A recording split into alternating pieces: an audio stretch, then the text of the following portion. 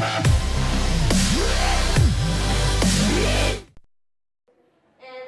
this fist that is pushing Hitler back, this cartoon appeared in the newspaper El Nacional in 1943. By 1943, things were getting worse for the Germans and better for the Allied countries.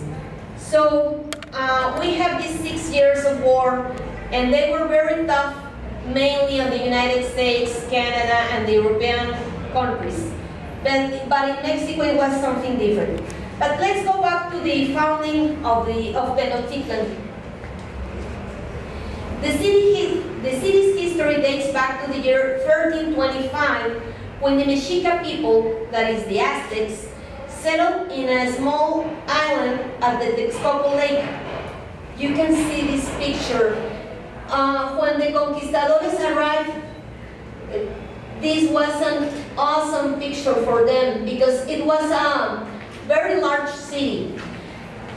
In Spain, there was no city as large as Mexico, and it was a beautiful city, full with palaces and vegetation, and lots of people, markets, houses, palaces, temples.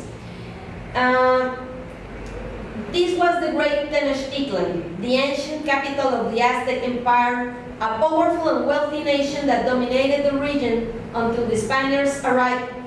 And by 1521, the estimated population was around 80,000 people. It was one of the largest cities in the whole wide world. In 1521, the city fell to the conquerors, and soon after, the new settlers built a cathedral and palaces and monasteries and homes around a central plaza, the now so-called Zócalo. And for 3 centuries, until 1821, when we gained our independence, the city's flavors evolved upon several cultures. Our food today is a product of European, American, African, and Asian cooking. Spaniards brought pork, they brought wheat, rice, fruits, and cows, and a lot of things that related to American cooking. So there was a mixing of cultures. But also, the Europeans brought things that the Arabs had taken to Europe. The Arabs were in Spain from 711 to 1492. So Spaniards brought what the Arabs had taken to Spain. Cinnamon, pepper, cumin, lemon, lime, oranges. And on top of that, the Manila Galleon, which was the Crown's commercial sailing vessel, traveled back and forth between Acapulco and Manila between 1564 and 1815. So the Manila Galleon brought from Far East things like mango, tamarind, coconut, cinnamon, rice, and more things. So you can imagine that Mexico became a cornucopia of ingredients for the kitchen. Well, during these 3 centuries that the Spaniards occupied Mexico, several culinary manuscripts were written in Mexico City. The most famous was written by Sor Juana Inés de la Cruz. This is a manuscript from the 1600s, which is believed to be a book about the recipes that they were using in the convent of San Jerónimo. In this cookbook, you can find how these ingredients that were brought to Mexico by the conquistadores were mixing with ingredients from America. You can find, for instance, butter, pecans, wheat flour, cheese, lard, wine. You can find chorizos, ham, just to mention a few. And in this same cookbook you can find tomato and different kinds of chilies. Now, if we go to the 18th century, there is another manuscript, the Libro de Cocina by Fray Jerónimo de San Pelayo, who was a friar in the convent of San Fernando. You can find in that book how Mediterranean flavors mingle with Mexican and other Latin American ingredients, also with Arab-inspired dishes and Far East spices. And you are going to find that along those years, 16th century, 17th century, 18th century, and 19th century, how Mexican food was being created over that mixture of cultures.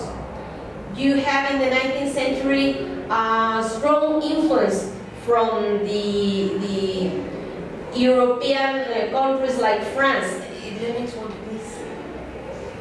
So this is one of the canals that still exist in Mexico City. A lot of people came here to sell their food. In the 19th century, we have several books, like, for instance, Madame Calderón de la Barca, who wrote Life in Mexico in the 1840s.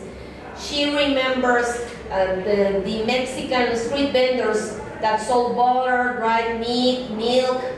Then there is another book, La Ciudad de Mexico, in which the author, who is Manuel Orozco, talks about what they sold in Mexico City: seeds, meat, fish, products of the lakes like frogs, vegetables, fruits, and he says vegetables were juicy, large, and well-grown.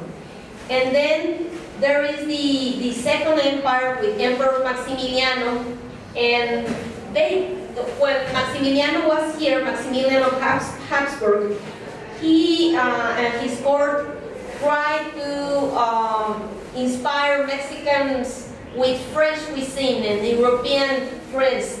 But even so, Mexicans still wanted tamales, tacos, pulque, which were the national staples. So after the emperor died and the Second Empire fell, these staples were part of the Mexican diet. Then there were other books from the second part of the 19th century, and you are going to find that these French trends are still very present. But by the end of the 19th century and the beginning of the 20th century, people are trying to rescue national cuisine. They are turning back to corn. I can see that. They are turning back to Mexican antojitos. If you've been here, you will recall that gorditas, tacos, tamales, all of the things that we make with corn, they are the national identity of Mexican gastronomy. But now, we come to this time when the war began. The war broke in Europe in 1939. And then the United States had to go to the war in 1941. And then Mexico in 1942. So what was happening in the kitchens in Mexico City during those times? Well, I can tell you, while British homemakers had to figure out what to cook for their families with their rations, Mexican homemakers' recipes in Mexico City included a considerable variety of ingredients, broader than the ones that were available in Europe at the time. For instance, we have here, this is in Mexico City, these are restaurants that sold fish and shrimp, and they were called postionerias. And this is an advertisement from Coca-Cola. Above, it says, Mexico above all, 15 cents.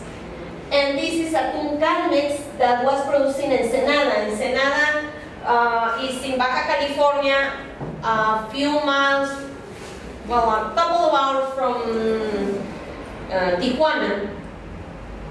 So there was a different panorama in Mexico regarding food. This does not mean that everything was abundant. In 1941, for instance, there was a shortage of food due to a lack of enough grain wagons and a faulty attitude towards service to the public by the employees of Ferrocarriles Nacionales. It wasn't because of the war. These were internal issues. The newspaper El Nacional published this: scarcity of food in the capital increases day by day without a justifiable motive, because harvests are very abundant in all of the producing regions. Sometimes high prices made it impossible for some products to reach the kitchens in the less privileged sectors of society. For example, in 1941, lettuces cost 50 cents each, and that was a lot of money. Why? Because with 45 cents, you could buy 1 kilogram, which is a little more than 2 pounds, of refined sugar or rice. And 45 cents, you could buy 1 kilo of fine flour. Also, in 1943, meat prices in Mexico City were sky high due to a dispute between two influential organizations that controlled pork meat production. Bread was also an issue. But in 1943, measures were taken by the government of Mexico City to control its prices, as the Distrito Federal authorities removed the monopoly on bread. There was this commission that did some things that were illegal and had protected the big industries of bread. Some of them were in the hands of Spanish citizens who lived in Mexico. And at the same time, it had fought small bakeries, family bakeries, by imposing unfair fines on them. These fines had been so voracious that if paid, this would have meant that these small family bakeries would have closed. So another good thing that the government of Mexico City did was abolishing those fees, those fines. And recipes were commonly published in Excelsior daily issues. Although there were a lot of people who couldn't read, about 200,000 women couldn't read, and they were the main characters in the kitchen. Well, you could find a lot of recipes. You could find recipes with caviar, with beef, chicken, eggs, a lot of things that you could not find in Europe, for instance. This is La Flor de Mexico. As you can see on the left side, you can find a lot of candies for Christmas. These are Christmas baskets with chocolates and delicacies. Here is what was happening in the rest of the world.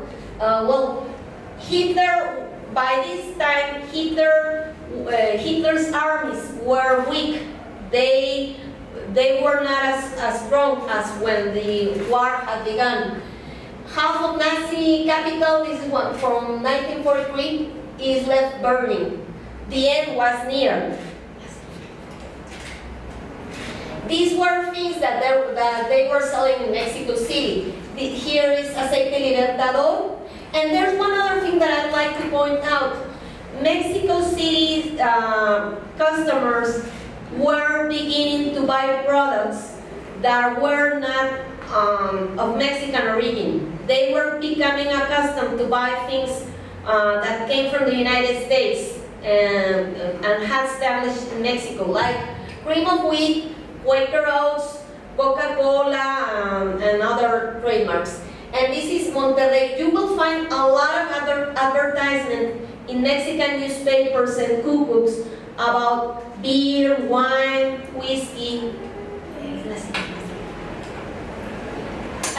This one says, you are guilty that prices are skyrocketing. You should ask for lower prices. And this is Distribuidores of 123. This factory 123 still exists, and they are selling 5 kilos of rice, 40 cents a kilo. This reminds us of the lettuces, 50 cents. And this one, so you can see that Mexico was not struggling with food. This is a cartoon of a movie star who is worried because she couldn't get the role she wanted in the movie because she's too fat. So her mate is telling her, you should eat this chocolate because it has less calories, and then you will be thinner and you will get that role. Next one. This is Clemente Yax. This is a factory that has more than 100 years.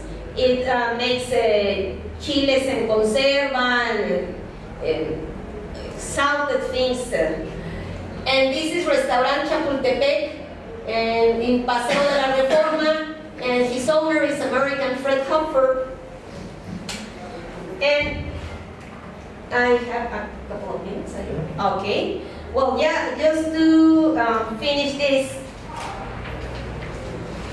During World War II, Mexico City retained its centuries-old culinary traditions, in part because it is a highly fertile region with a benign climate, but also because the city lived in a relatively peaceful environment compared to that of other capitals, like Washington, Paris, Berlin. But even so, feeding such a large city during wartime was not an easy task. And yet, even during those rough times, scarcity and inflation didn't affect the country's capital because they enjoyed varied and flavorful gastronomy. And that is the culinary inheritance of Mexico's capital today. Thank you very much.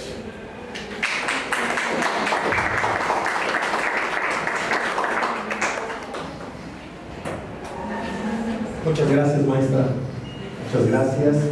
Vamos a continuar con el maestro Víctor Romero con su presentación. Y como les comentaba al principio, al final hacemos las preguntas que ustedes quieran a uno u otra persona. Ok.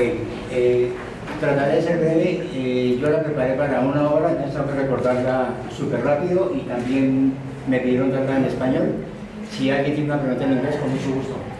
Bien, mi tema es finanzas, administración y ética de las ONG en Latinoamérica y el Caribe. Esto está relacionado directamente con mi proyecto de investigación doctoral en la Universidad Internacional que tiene que ver con las ONGs en zonas de conflicto, es decir, las organizaciones no gubernamentales que están trabajando en toda Latinoamérica y el Caribe resolviendo problemas de precariedad y de escasez, como lo vamos a ver a continuación. Antecedentes conceptuales y teóricos. Las sociedades institucionalizadas están compuestas por organizaciones, y estas organizaciones, como ejemplo, tenemos a empresas, al ejército y organizaciones no gubernamentales. Los recursos de las organizaciones son recursos humanos, obviamente, y recursos no humanos. La primera subdivisión, organizaciones lucrativas como las empresas y organizaciones no lucrativas como el ejército, las iglesias, los servicios públicos y las organizaciones no gubernamentales. El concepto de administración, porque mi investigación está en el doctorado de administración, entonces yo voy a ver a estas ONGs desde la administración, no como antropólogo, aunque sí están involucrados en elementos de la cultura. Entonces, la administración es la dirección racional de las actividades de una organización con o sin ánimo de lucro. y yo coloco en letras cursivas racional porque se supone que es un proceso científico. Y aquí recuerdo yo las 6 etapas del proceso del conocimiento, que son sensación, percepción, noción, concepto, juicio y razonamiento. Las 3 primeras, sensación, percepción y noción, están directamente relacionadas con el conocimiento de la calle, o conocido en latín como conocimiento vulgar, de vulgo, que significa pueblo. Las otras 3, concepto, juicio y razonamiento, están directamente relacionadas con el conocimiento científico. El concepto de ONG. La primera vez que apareció el concepto de organización no gubernamental fue en la Carta de las Naciones Unidas en 1945, cuando se creó el Consejo Económico y Social. Hay un parágrafo que lo copié tal cual y dice: el Consejo Económico y Social podrá hacer arreglos adecuados para celebrar consultas con organizaciones no gubernamentales que se ocupen en asuntos de la competencia del Consejo. Podrán hacerse dichos arreglos con organizaciones internacionales y, si a ello hubiere lugar, con organizaciones nacionales previa consulta con el respectivo miembro de las Naciones Unidas. Esa fue la primera vez que apareció el concepto de ONG. Bien, las ONG como entidades sociológicas ha sufrido un proceso natural de transformación, de acoplamiento con el tiempo. Implican gestión, planeación, ejecución, supervisión y evaluación, no solo de sus objetivos o de lo que quieren hacer ellos o lo que están haciendo, sino también del dinero que manejan. Las ONG hoy constituyen un subsistema del llamado tercer sector. Si nosotros leemos la mayor parte de la literatura en inglés, tanto en Europa como en Estados Unidos o en francés, hablan del tercer sector. Entonces las ONG serían un subsistema del tercer sector. El primer sector sería el gobierno, el segundo sería toda la parte productiva, las empresas, la producción del campo, etc. Y el tercero serían estas asociaciones o grupos que no tienen ánimo de lucro, pero trabajan en bien de la sociedad. En la práctica hay una subdivisión entre ONGs originadas en países industrializados, como Oxfam, ActionAid, Amnesty International, Greenpeace, CAFOD, y otras que se han originado en países de vía de desarrollo, utilizando la terminología socioeconómica reciente. Por ejemplo, en Sudamérica tenemos la Comisión Andina de Juristas, que luego se llamó Comisión Colombiana de Juristas, o la Corporación Región en Colombia, y en el Centro de Derechos Humanos Miguel Agustín Pro Juárez para el caso de México. Serían ejemplos. En últimas, la subdivisión grande que manejamos son las ONG de arriba y ONG de abajo, refiriéndose a las del norte y a las del sur, es decir, las ONGs que se han generado en los países del primer mundo, Inglaterra, Gales, Europa, Estados Unidos, y las de abajo, las del sur, que son las que se han creado en África, en Asia, sobre todo África subsahariana y Latinoamérica. Bien. La narrativa del objeto de estudio es la siguiente. Hay situaciones de conflicto entre diversos actores del todo social y los gobiernos carecen de instrumentos para solucionarlos por diferentes causas. No es mi objeto de investigación, mi objetivo de investigación no es pretender cambiar o solucionar esa problemática, sino solamente describirla. Las situaciones de conflicto son guerras internas, problemas étnicos, trata de personas, narcotráfico, problemas económicos, problemas políticos, problemas religiosos o luchas por la tierra. Todos estos, para el caso que yo investigué en 2016-2017 en Colombia, están juntos. Bien, aquí tenemos a Latinoamérica y el Caribe como un acercamiento general a lo que pretendemos nosotros demostrar. Bien, y este es Colombia. Como ustedes observan, tenemos costas en el Océano Pacífico, en el Océano Atlántico, y con una cantidad impresionante de problemas. Las zonas que yo visité exactamente, donde dice Chocó, en el occidente, limitando con Panamá, y la parte de los departamentos de Antioquia, Córdoba, Sucre, Bolívar, Magdalena y Magdalena. Hasta ahí fueron las dos experiencias. La primera fueron Antioquia, Córdoba, Sucre, Bolívar y Magdalena, y la del 2017, durante el primer semestre, el departamento de Chocó, que es la zona con mayor representación de afrodescendientes en Colombia.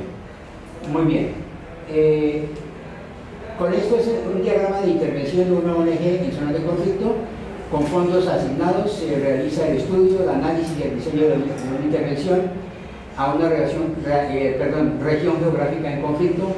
Se realiza una intervención en tiempo y forma, bajo procedimientos administrativos específicos, y la región geográfica en conflicto. Luego la intervención, observen que el color rojo, aquí está menos rojo, porque se supone que ya se han mitigado algunos de los problemas que allí se presentaban. Y finalmente hay un análisis de resultados y presentación de conclusiones, todo esto con financiamiento y seguimiento de las ONG donantes, y por este lado una evaluación externa que se lleva a cabo de todo el proceso aproximadamente en el último mes de terminada la intervención, cada una de ellas de una duración de 3 años. El proceso de evaluación se lleva a cabo durante 3 o 4 meses, ya a punto de terminar la intervención. Y este sería un diagrama de procedimientos administrativos en donde se utiliza mucho el marco lógico. La mayoría de ONGs que yo investigué, tanto en América Latina como en África, como en Asia, por ejemplo, en Bangladesh, etcétera, utilizan el llamado marco lógico de acción, que es más una metodología de un procedimiento específico para recopilar información, detectar problemas, elaborar una serie de preguntas y diseñar las tareas para solucionar las preguntas y los problemas que estén allí. Entonces hay una descripción de la acción, presupuesto del proyecto, condiciones generales de la acción y un contrato de subvención, por ejemplo, entre la Unión Europea, CAFOR, para el primer ejemplo que yo les mostraba, y un documento base de auditoría del proyecto. Con esto lo que quiero conectar con las finanzas, que es el tema de hoy. Entonces, del marco teórico, las situaciones de conflicto se caracterizan por afectar a comunidades vulnerables.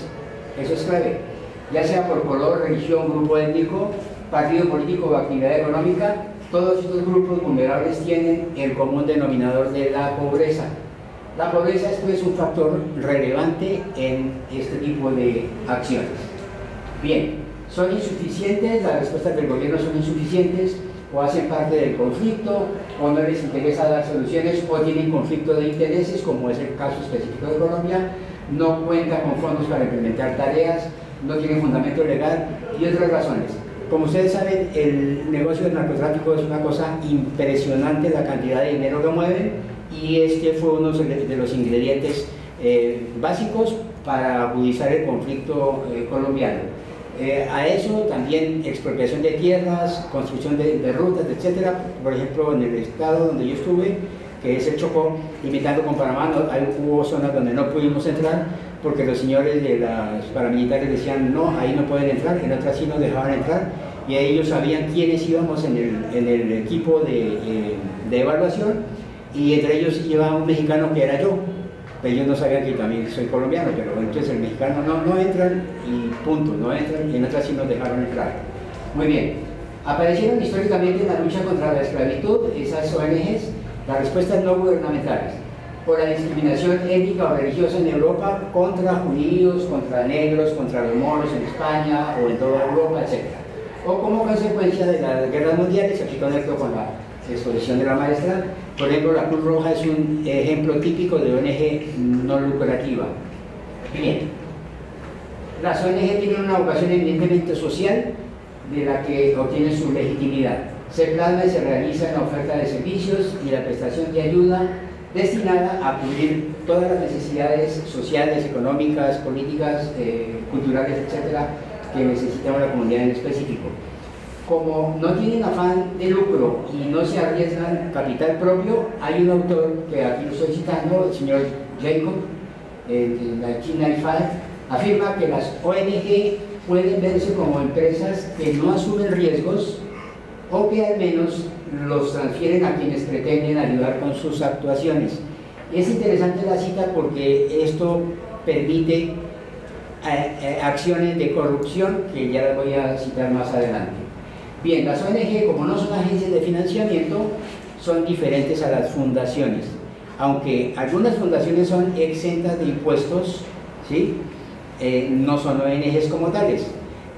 Hay fundaciones en México, por ejemplo, Fundación Televisa o Fundación Slim, que ellos más bien las crean para evadir impuestos y no tanto, o sea, pueden que sí beneficien a la gente, pero el objeto no es una ONG gubernamental como tal, porque tienen capital empresarial.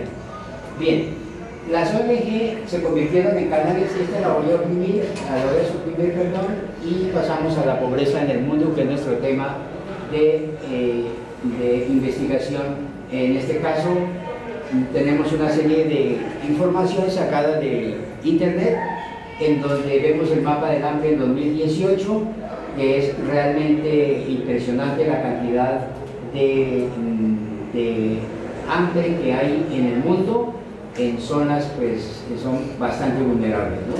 Bastante vulnerables, y es allí donde tienen presencia las organizaciones no gubernamentales. El hambre, obviamente, consecuencia de la pobreza.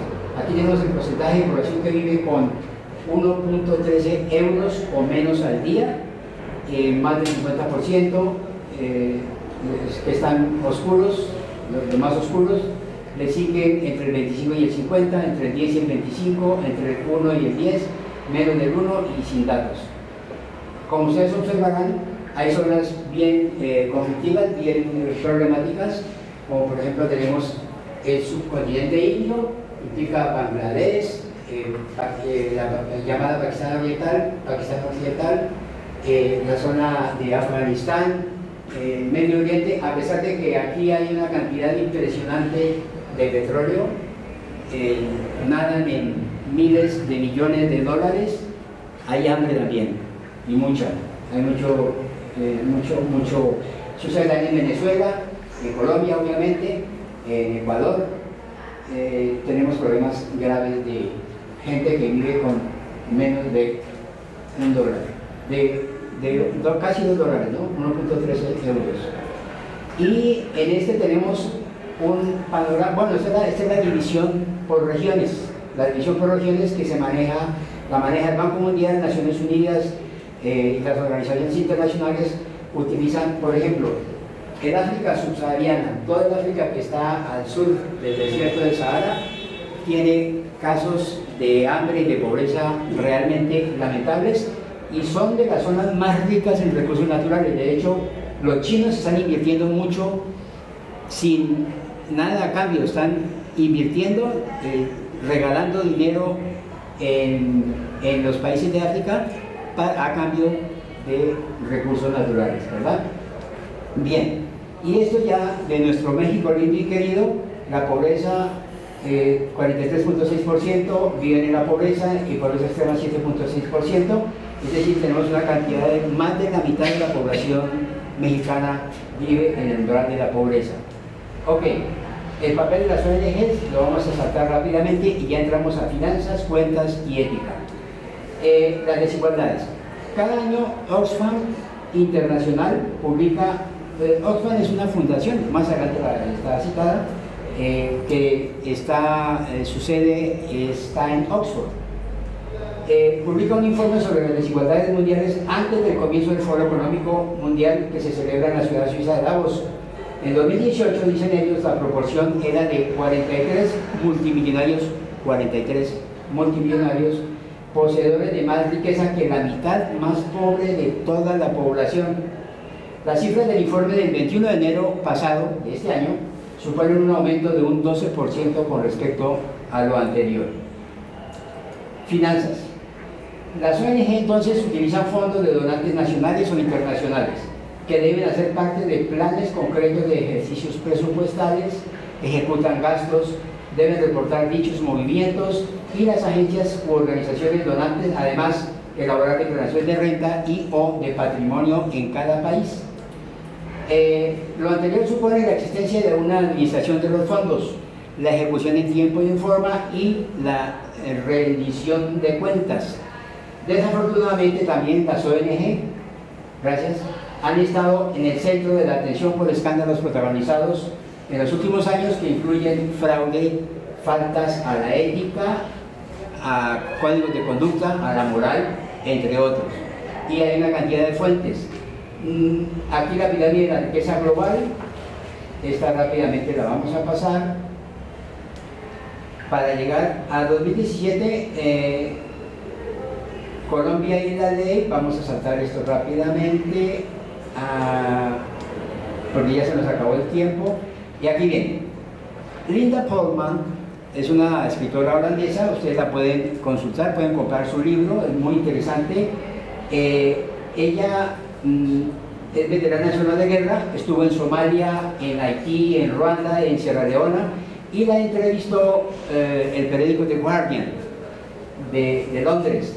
Y ella afirmaba que la ayuda humanitaria se convirtió en un negocio rentable para todos, menos para los pobres.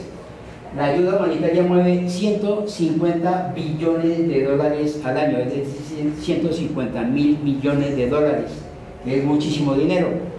El libro de ella fue muy publicitado y, sin embargo, a pesar de fake news que se generó alrededor del libro de la señora, las ONG son muy importantes para América Latina y el Caribe, y ese es el nombre del libro, War Games, The Story of Aid and War in Modern Times, de 2011.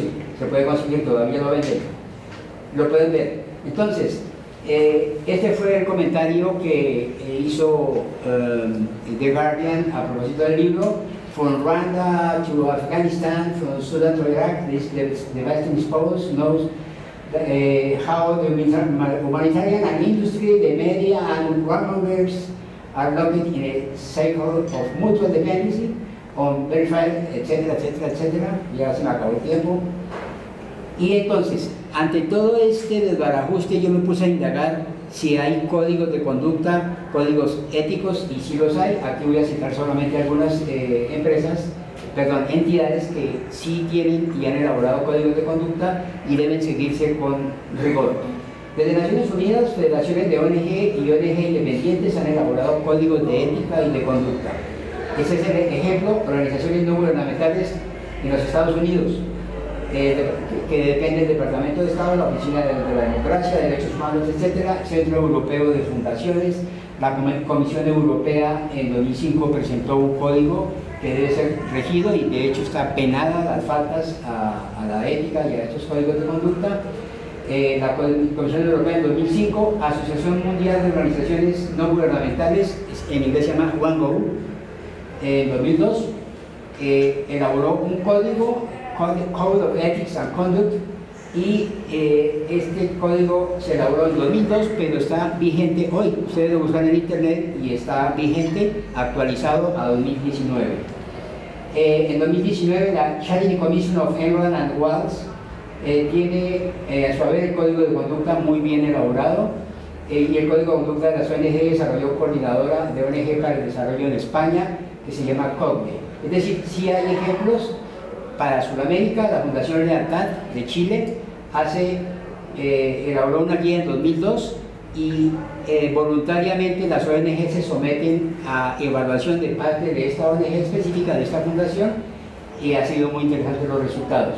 Y para finalizar, en Colombia la red de ONGs por la transparencia, también, que es producto de la unión de varias ONGs, velan por el seguimiento a estos códigos de conducta, códigos éticos para las ONGs. Bien, termino acá. Muchísimas gracias.